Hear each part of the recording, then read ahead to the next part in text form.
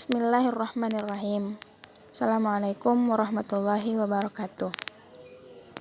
Perkenalkan, nama saya Wahyu Amalia Harahap, NIM 1914020018.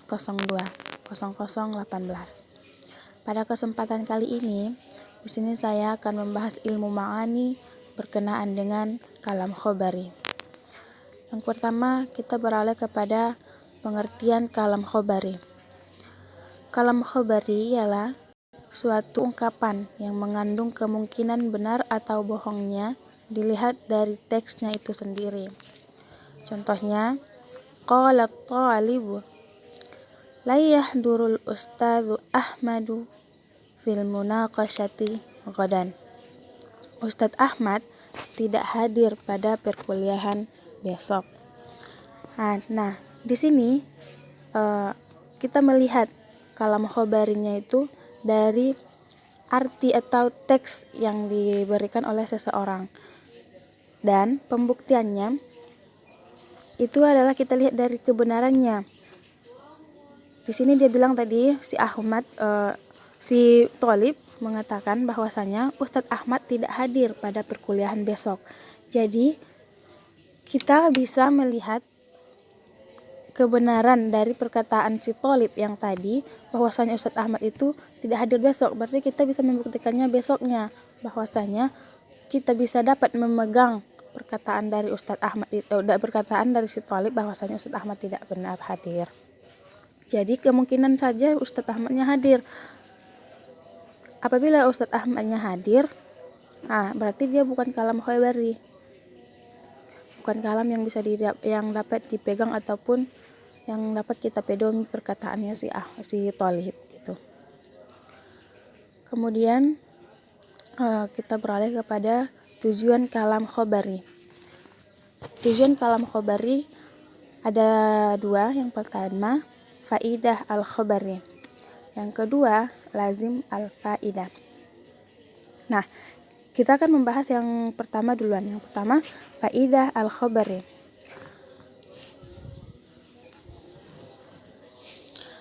Faidah al-khobar adalah suatu kalam khobari yang diucapkan kepada orang yang belum tahu sama sekali isi dari perkataan itu. Contohnya, kana Umar bin Abdul Aziz la ya'khudhu min baitil mali syai'an wa la yajzi ala nafsihi minal fai'i dirhaman. Yang pada kalimat ini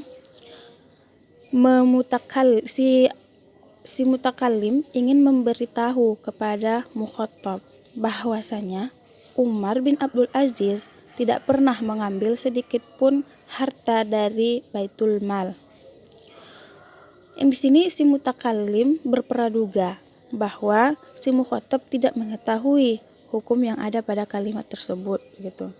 Jadi pengertian dari faidah al-khobar itu menyampaikan khobar atau berita kepada seseorang si pendengar, tapi si pendengar ini belum tahu apa yang akan disampaikan begitu. Kemudian tujuan kalam khobari yang kedua itu adalah lazim al-faidah.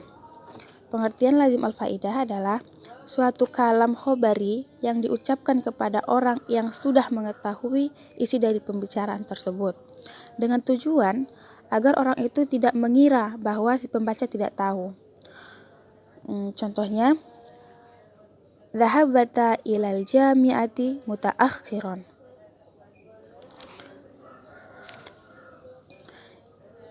Ini menunjukkan bahwasanya si mutakallim mengatakan khobar ini kepada orang yang sudah tahu bahwasanya seseorang si mukhatab tidak hadir, si mukhatab itu terlambat gitu. Tapi sebenarnya hanya untuk memperjelas.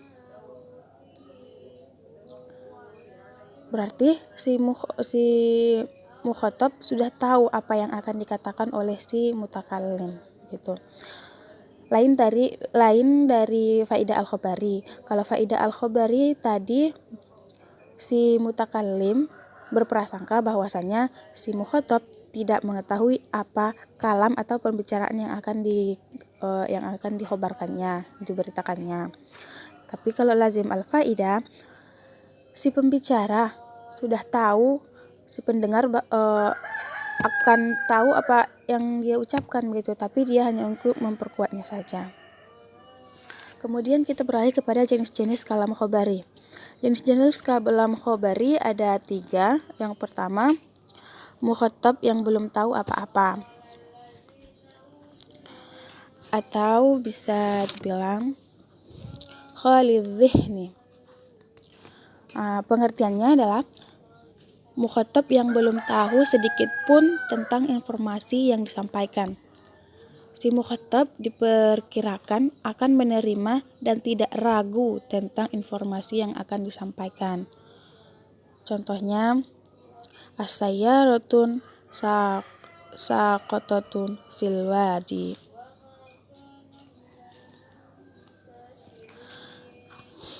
Artinya, mobil itu jatuh ke lembah.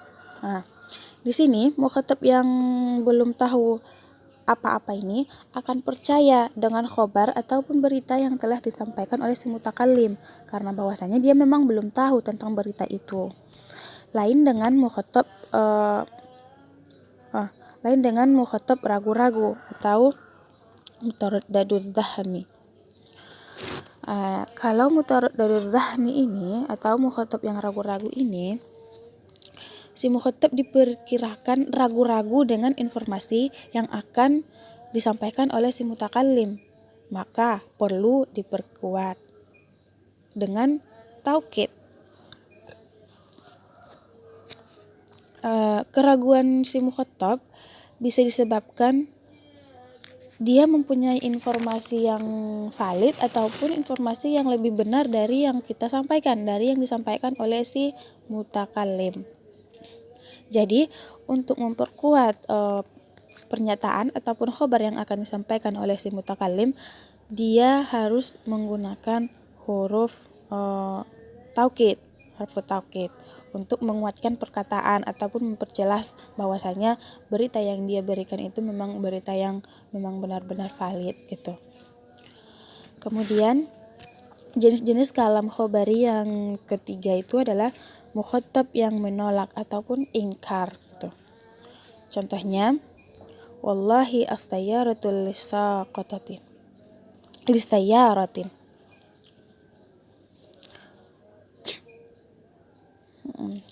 Jadi di sini mukhatab yang ingkar, maksudnya si mukhatab, si pendengar, dia ingkar dengan berita ataupun khabar yang disampaikan oleh si mutakallim.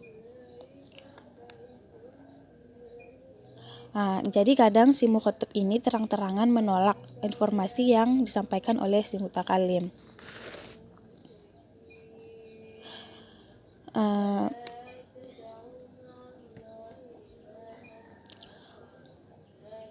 Ini terjadi mungkin karena informasi yang disampaikan oleh si mutakallim bertentangan dengan info yang dimiliki oleh si mukhatab gitu. Hal ini bisa terjadi karena dia tidak percaya kepada kita gitu, kepada si mutakallim, dan untuk itu diperlukan adat taukid lebih dari satu untuk memperkuat pernyataan yang diberikan oleh si mutakallim.